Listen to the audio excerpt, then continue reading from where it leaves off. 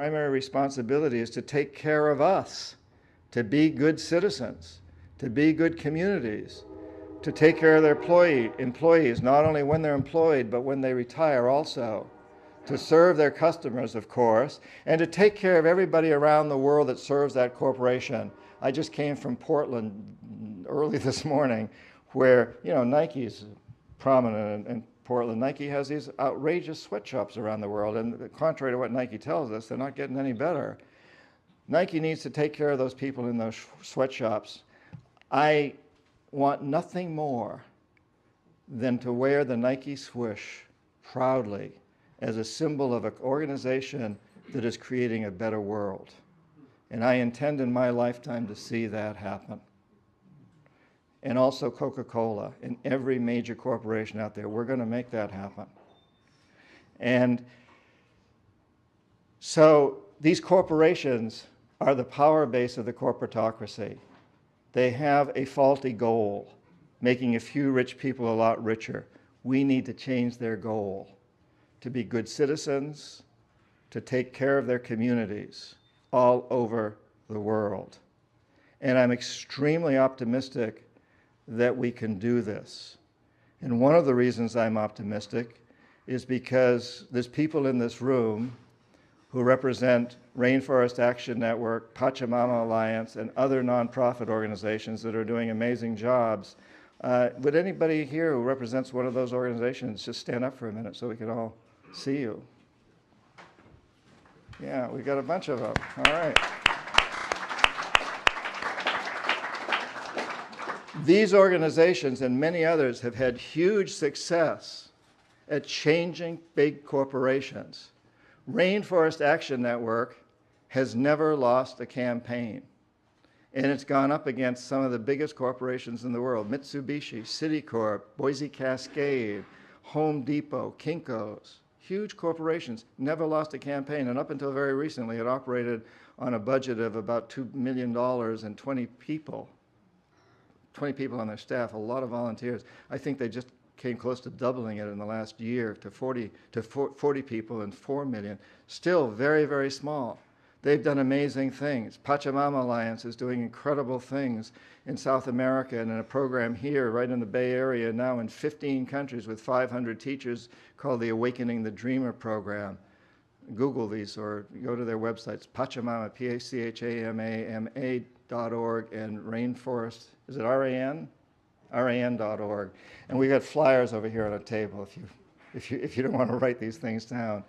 And so many other organizations that have done incredible things to change corporations. When I was at Boston University, I remember I couldn't walk next to the Charles River because it was so terribly polluted. It reeked. And we had rivers in this country on fire with pollution. No longer. Corporations cleaned them up. We were destroying the ozone layer with aerosol cans. No longer. Detroit resisted seat belts and then airbags for a long time. No longer. Corporations have opened their doors to minorities in a pretty big way, continuing to do that. Trans fats. McDonald's is committed and Kentucky Fried Chicken not to have trans fats in their foods anymore because we demanded it. Yesterday, full-page ad in the New York Times from what's the chicken people? Tyson, thank you. Tyson saying, because you, the consumer, asked for it, we will no longer produce antibiotic-fed chickens. They've ended that because we demanded it. We see this time and time again. We have tremendous power over these corporations. They depend on us to buy everything they produce. They depend on us to be their employees. And they're very susceptible to us. We must remember that all the leadership of these corporations, every CEO and every top management person and lower management person is a person with children probably, grandchildren, nephews and nieces. These are human beings. They are susceptible to us. We've had tremendous power. We've had tremendous success at turning them around whenever we've set our hearts and minds on doing it.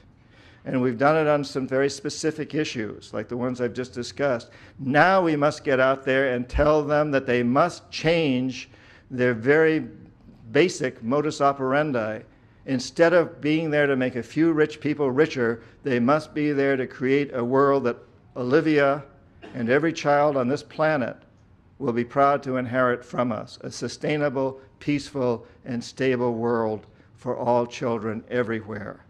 We must make that happen, and I know we can make it happen. And one of the reasons I'm so confident, I share a little story with you, because we've been getting a little too serious here tonight, and I can see from the looks of your faces that you need a little story. So a few years ago, Rainforest Action Network went after Mitsubishi. Now, probably most people don't, Mitsubishi is a mammoth organization, and at that time it was considered the biggest and worst lumberer of rainforests and primary forests around the world. Rainforest Action Network went after them. And it became a relatively nasty campaign, let's say, at least from the standpoint of Mitsubishi. And at one point, Randy Hayes, founder and at that time CEO of Rainforest Action Network, Mike Bruin, who you just met, has that job now. But Randy Hayes and a senior executive at Mitsubishi clashed. They went head to head. They clashed horns. It was nasty between the two of them. And Rainforest Action Network won. Of course, they've never lost a battle, and I think now you're going after Exxon and Detroit, right? Amongst other things. Big oil companies. That's, yeah, it's fantastic. And you've never lost, so you're not going to lose this time. We know that. So Mitsubishi signs the agreement. And a few months later, I have the dubious good fortune of being at a conference in Santa Barbara with both these men, Randy Hayes and the vice president of, or senior executive from Mitsubishi. And it was interesting to me because there's only 30 people at this conference and up on this mountaintop. And these two men were obviously gravitating to opposite ends of the room every chance they had. You know, they weren't really quite sure. And I know we were all wondering why this Mitsubishi executive was there. We knew why Randy Hayes was there. We always came to these meetings, but this is the first time Mitsubishi showed up. And why is this guy here? You know, like, anyway, Randy and I on Saturday night decided that we would take a six-pack of beer and go up to the top of the mountain and enjoy the hot tub up there and watch the full moon rising over the Pacific. And Randy thinks he's got some pretty good stories about the Amazon, but I know mine are a lot better. So we were going to go up there to exchange stories and see who could really, you know, outlie the other guy.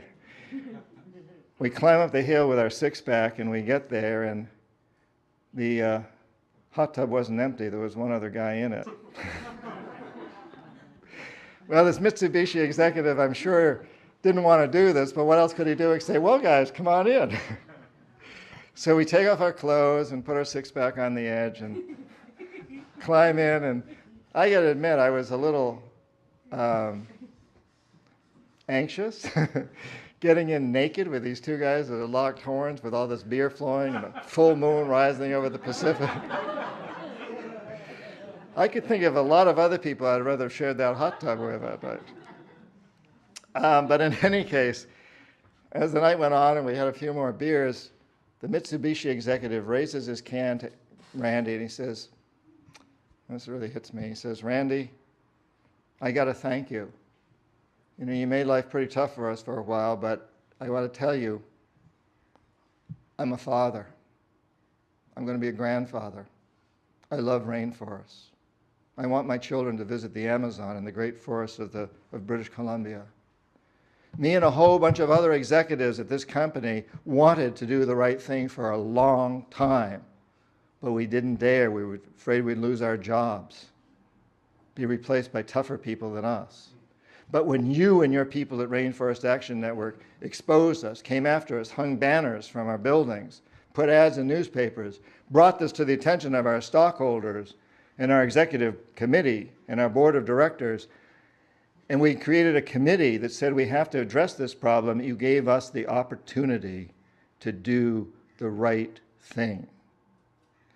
And I submit to you that this is a story that goes on and on and on across the world, that our corporations and places like the World Bank are filled with good people. I've known a lot of CEOs in my life. I've never known an evil one. And I don't